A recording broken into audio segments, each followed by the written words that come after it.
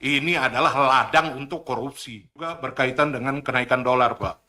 Kenaikan dolar ini kita udah hampir 2 tahun ini kepemimpinan presiden ini.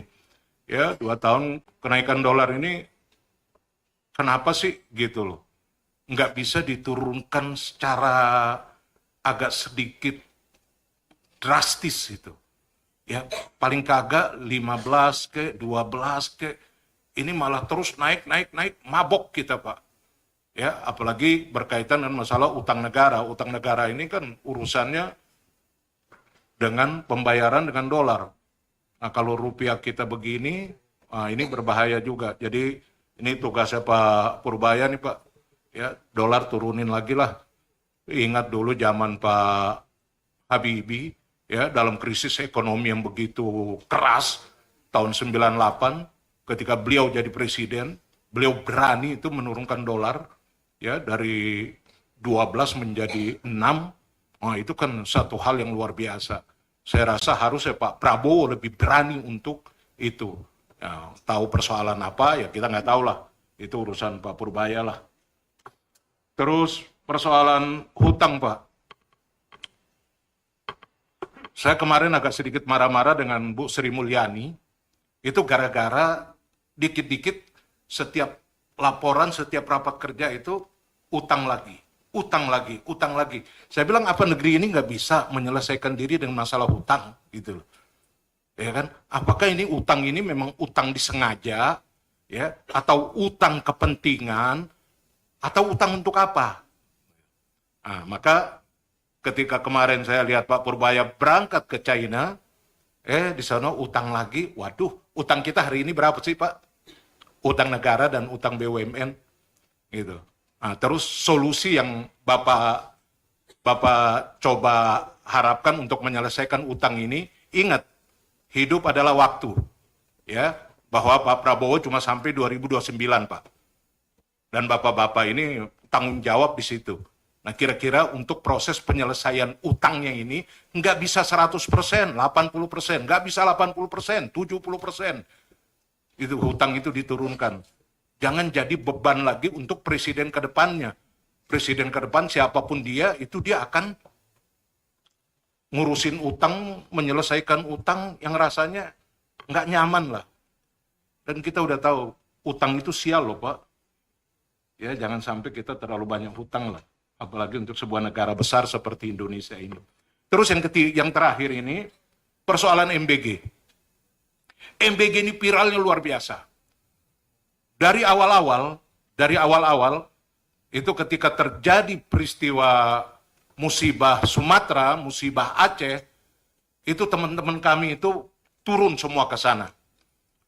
Dan melihat kondisi yang akan diselesaikan oleh negara.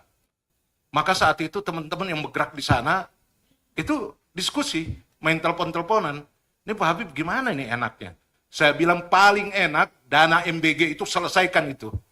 Ya, dana MBG itu tidak terlalu prioritas betul. Selesaikan itu adalah skala prioritas. Menyelesaikan persoalan Aceh, persoalan Padang, persoalan Sumatera, itu adalah skala prioritas. Dan disitulah kepekaan kita, Pak.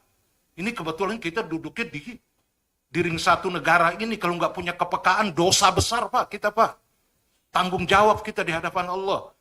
Saya dengar tadi Bu Darwati sebagai perwakilan dari Aceh masih mengemis-ngemis.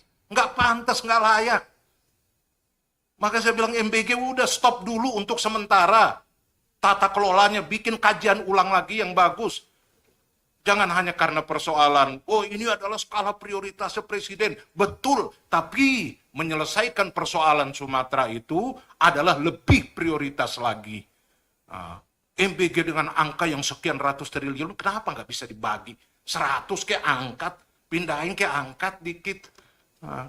Gara-gara nggak mau diangkat, akhirnya kena kualat, Pak. Kena kualat kemarin. Kasusnya terbuka. Dan dari awal memang semua orang udah ngintip semua. Di situ. Sampai di bawah pun. Nah, oleh karena itu hentikan dulu sementara, tata kelolanya rapiin, semuanya rapiin lagi. Nah, baru mau bergerak. Niat baik, Pak Presiden niat baik. Cuma ketika di lapangan itu berjalan tidak baik, ya akhirnya ujung-ujungnya presiden juga yang kena sikat itu. Nah itu jadi harapan saya sih, dengan anggaran-anggaran yang sudah begini besar ini, tahun besok kita udah selesai dengan RKP 2027, Pak. Mudah-mudahan 2027 nih akselerasi udah mulai berjalan, Pak. Ya, karena sisa 2 tahun lagi. 2 tahun lagi itu semua orang-orang yang ada di kabinet ini, ya, termasuk presiden, apakah berhasil atau gagal, ya, jangan mengharapkan 2 tahun ke depannya dulu, jangan. Ya, jabatan itu cuma 5 tahun. Kita juga di Dewan ini 5 tahun. 5 tahun ini kalau kita gagal, ya udah selesai. Nggak akan dipilih lagi. Nah, gitu. Jadi yang penting 5 tahun, waktu pendek, bagaimana kita bisa berbuat sebaik-baiknya untuk kepentingan masyarakat kita. Demikian, terima kasih Pak Pur, matur nuwun, Pak Budi, Pak Soni, terima kasih untuk semuanya. Assalamualaikum warahmatullahi wabarakatuh. Waalaikumsalam.